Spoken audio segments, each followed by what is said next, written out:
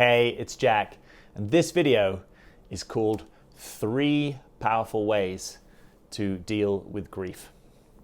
Hey, I'm Jack Butler. Welcome to my channel. If you're new here or you haven't yet subscribed, I want to invite you to subscribe. You can just hit the subscribe button and then tap that bell notification so you hear of new videos as soon as they come out. I release at least 1 to 2 videos every week on dating, personal growth, and authenticity, and I would love to have you as part of this super vibrant community. So hit subscribe and tap the bell notification. All right, so let's get into today's video. And before I do, I just want to say, if you are watching this and you're in a time of grieving, I feel for you. I know that this can be one of the hardest experiences. And I also want to offer a little hope that it can, in some ways, be one of our most poignant and life-affirming experiences. You know, sometimes in the depth of our grief and our sadness, we also discover more about who we are and what this life is, and some of the beauty that exists even in difficulty and tragedy. So hang in there, and I think I've got some stuff that can help you. So the first thing that you can do to help deal with grief is actually to get support. Get support. So a couple of things I want to say about this. You know, one is this may rub up against an edge of yours, right? Because for a lot of us that are championing our own growth and, you know, trying to stay grounded in our lives, there's an edge of development called making requests for support, right? So just as I say that, notice, what is your relationship with making requests for support, right? Do you find it easy to reach out to people and say, hey, I'm going through a rough time, you know, could I give you a call? Do you find it easy to reach out in certain ways, right? Maybe practically, right? If there was an issue with your car, you'd have no issue, you know, knocking on the door of the neighbor that's good at fixing cars. But actually, when it comes to emotional support, perhaps that's a little more vulnerable, right? So I don't know what your story is around this and experience. I'm just saying, notice that this can also be an opportunity for you to get better at receiving support that is meaningful to you. And so the second part of this first point is, how can you receive support that's meaningful to you? And that might need some reflection on your side to say, what are the vectors of support that are meaningful to me, right? For some of us, it can be, when I'm really struggling, you know, having a friend come around and cook me dinner would feel really supportive. For some of us, real support happens in the context of the quality of the presence and listening of the person in front of us. So I'm going to feel really supported if I know I have your 100% attention, you're not judging me, and that we can kind of drop in and really talk about things. For someone else, they know that really they want to get kind of distracted and entertained, right? So actually for them, what would be supportive is for you to come around, scoop them up, and, you know, take them on a hike or go to the cinema or go shopping, right? So this may be an opportunity for you to notice, what does it take for me to receive meaningful support? Am I actually able to make a specific request? Like, hey, could you come around and help me clean my garage? You know, I'm having a tough time and it's kind of on my mind and I could just do with some help figuring it out. So the more specific and clear you can be with yourself, the more specific and clear you can be with someone else, and then you can actually get the support that would feel right for you. Now, for some of us to receive support, it's actually going to be in the realm of professional support, right? It's going to be a coach or therapist or counselor or someone that can maybe take us more richly into the spaces that we need to be taken into, has an easier time witnessing us, and there's no perhaps other sort of currents in the relationship that make it difficult. It's like, this is, at one level, it's transactional, even if it's transformative, right? I'm paying for this person's time. So actually that allows me to just fully drop everything and kind of get supported. So if you're someone that's never received that kind of professional support, it might be something to consider, right? Most of us benefit from people who are really skilled in the ways that they can offer support. Sometimes it can be a financial barrier doing that. And it might be worth saying, you know what? There's some things I do spend money on willfully, and I've never done this, and this might actually be a direction to push into as I dimensionalize the ways that I can experience support. All right, what's the second powerful strategy that you can do to support you in your grief? Well, the second thing that you can do is to, as directly as possible, feel what you're feeling. Now, one level that sounds kind of simple. Well, Jack, I'm feeling sad, and so you're saying feel sad. You know, what's the big deal? Well, the big deal is it's very easy for us to mentalize our feelings, right? It's very easy for us to manipulate our feelings from our thoughts. So when I say experience this as directly as possible, it's like being with your sadness, being with the heaviness of your chest, or the contraction in your belly, or the shallowness of your breathing, or the tightness of your throat, or the heat of your head.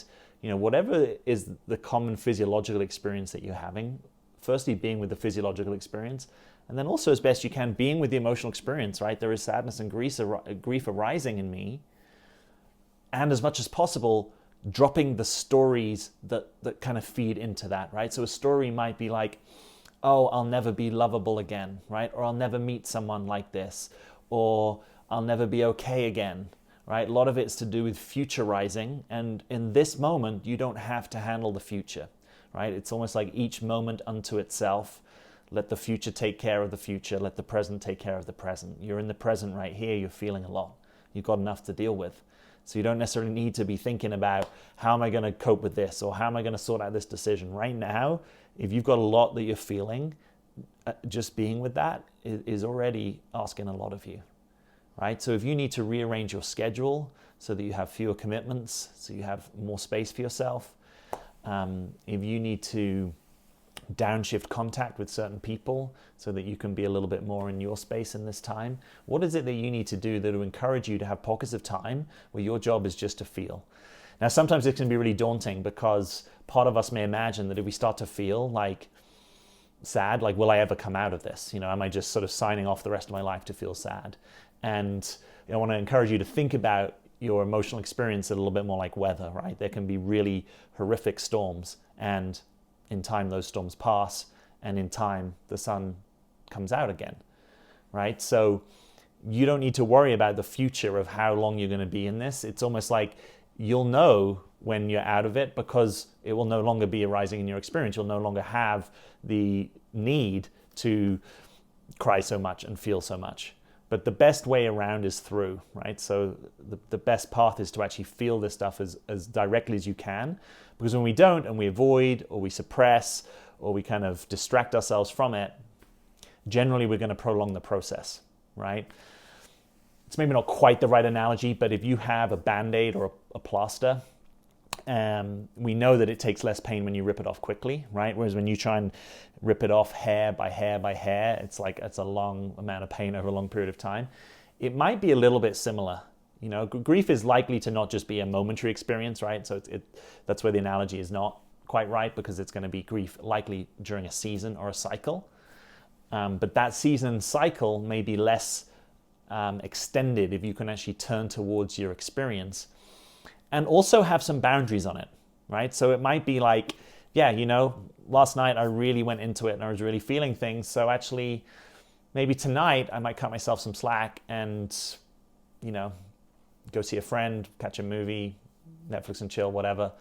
But where it's like, yeah, I don't want to just only be feeling my sadness, right? So it's also kind of buffering and allowing you to, in your life, set it up so that, yeah, sometimes I'm feeling, other times I'm actually fully immersed in something else, right? So it's kind of like a both and approach to this, rather than, oh, I don't want to feel this, so I'm always keeping myself distracted, or, wow, I'm only in my feelings all the time and I can't actually kind of keep other parts of my life somewhat grounded and somewhat attended to.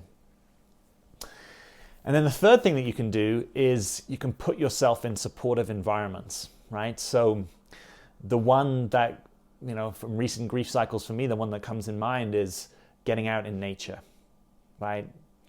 Putting yourself in an environment that is naturally grounding for most of us, that tends to allow us to quieten our mind, right? So it becomes a little bit easier to drop some of the stories and the worries, and where you can perhaps be held by the physical environment, right? Particularly if you are by the sea, maybe you're in a forest, maybe you're in mountains, maybe you're just in a park.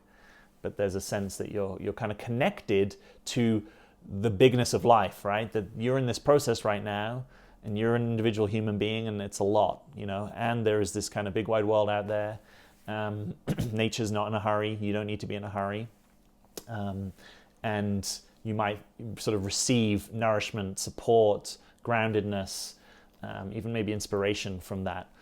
And maybe nature isn't what does it for you. You know, maybe for you, sitting at a coffee shop watching people go by about their lives, people watching, is where you actually feel really supported by the environment.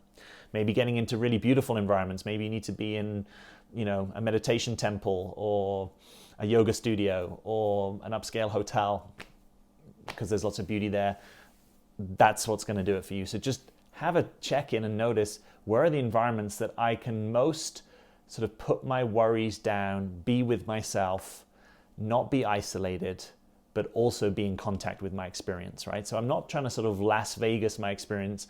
I'm not trying to kind of go on the Las Vegas Strip and just, you know, put my attention on the bright lights and not sort of inwardly on my experience.